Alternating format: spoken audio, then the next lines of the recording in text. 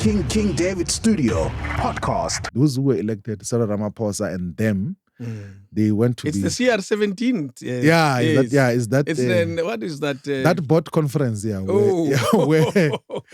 the establishment pumped in a lot of money, billions of rands. Is that what happened? Has it ever been proven, that theory? No, or there's enough known? In our case, it does not. We know this for a fact. And Cyril Ramaphosa and them, we know that that conference was bought. Jeez, with billions. And billions of rands were channeled to... There's a guy who operates those things there, who works with Cyril, and then they were basically, they bought that conference. Sure. They used money to buy delegates, and I'm sure a delegate will be like 100,000. And the only thing, the only thing is required for me is to just vote for a person. But it's a secret vote, though, as well. Yeah. Doesn't that complicate things? It does have huge influence, by the way. Like that 100,000. There is actually a lot of proper theoretical basis and research projects that illustrate how money can influence electoral choices in a huge way. Wow. So... And that leave for intra-party elections. Even national elections can be influenced by money in a huge way. How do you do that?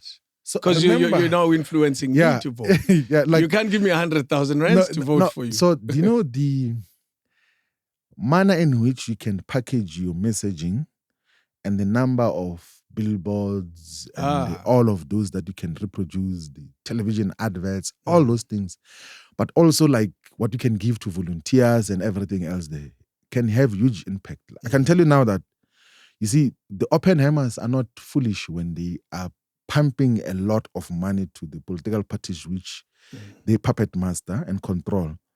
It's because they know that money influences politics. Like... if you have got all the money and you know how to utilize it in electoral politics, you can win elections with Zaka. Nothing else. Are you saying? Are you saying it influences? Do you know? I'll give you an example. Actually, when we were still in the ANC Youth League, right? So whenever there were by-elections, they will take mostly all those of us were in head office, and then we went to a by-election in a municipality called T. Waterskloof in Overbeek in the Western Cape. And then we did door-to-door, like proper organizers, like sit in the office, the regional office there, do the map and count the number of streets, how many people stay there. Jeez. Go door-to-door, thorough. And we're contesting against the DA there. That time, like for by-elections. The DA is nowhere. There's no door-to-door.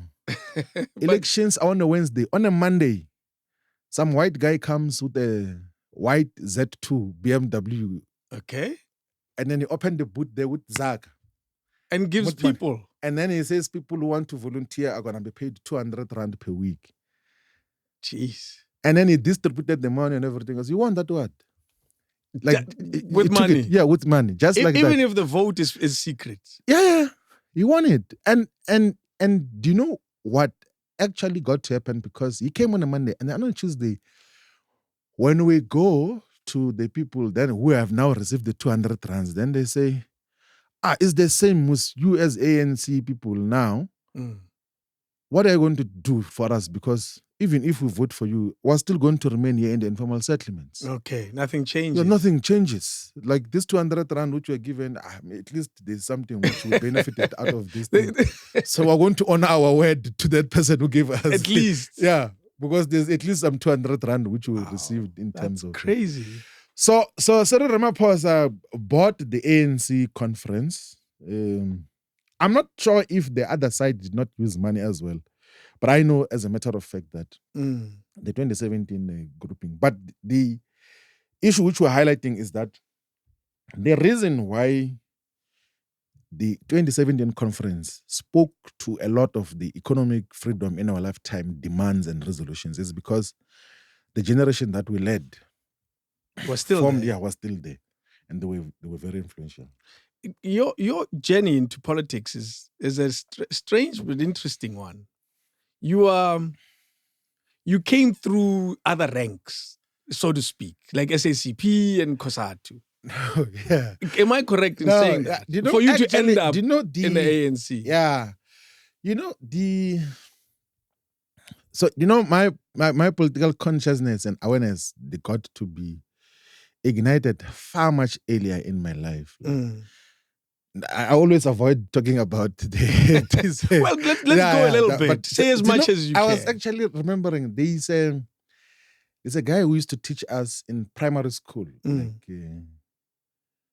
I think his surname is Tlungwane because I forgot his name.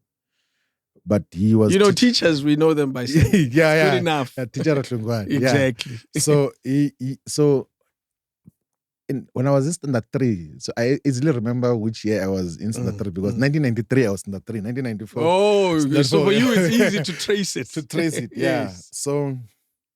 So he then got us to act in a school drama like sketch, which was highly political. And most of the times the sketches or these dramas, the school dramas where people act, were mostly people acting the Bible and everything else. And then he came to the primary school that I went to, Mahonisi Primary School. And then he created a political drama, and which was having characters like Mandela, but he will call it Comrade Ndelama. Oh. Yeah, and then... just a slight... slight change. Twist, yes. And then he would make us to memorize what would be the speeches that would be saying. And we would, of course, memorize, but not knowing what some of those things say. So I don't...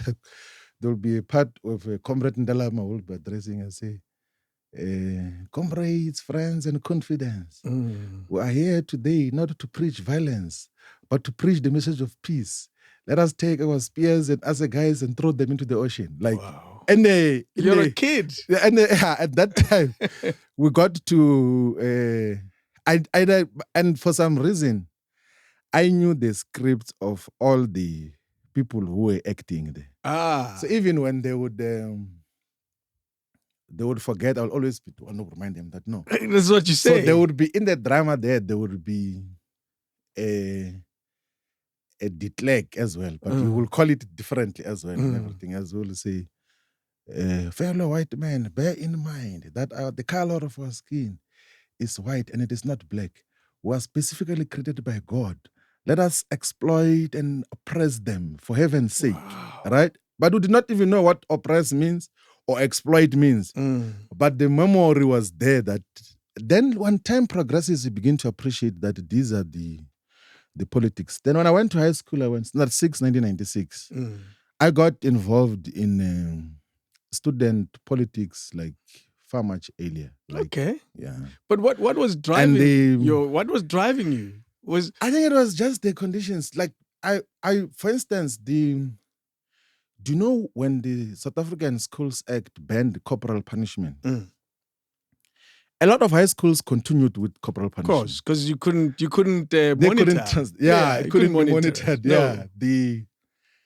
So myself, because my father used to be in the school governing body, so I had a copy of the South African Schools Act, which outlawed corporal punishment. So I used to refuse.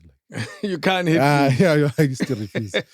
And I know I have evidence that you shouldn't. Yes, I never, for the entirety of my high school years, even when they were beating everyone else there, I never surrendered my hand to be beaten for any reason. Yeah, because you knew better. Yeah, I said no.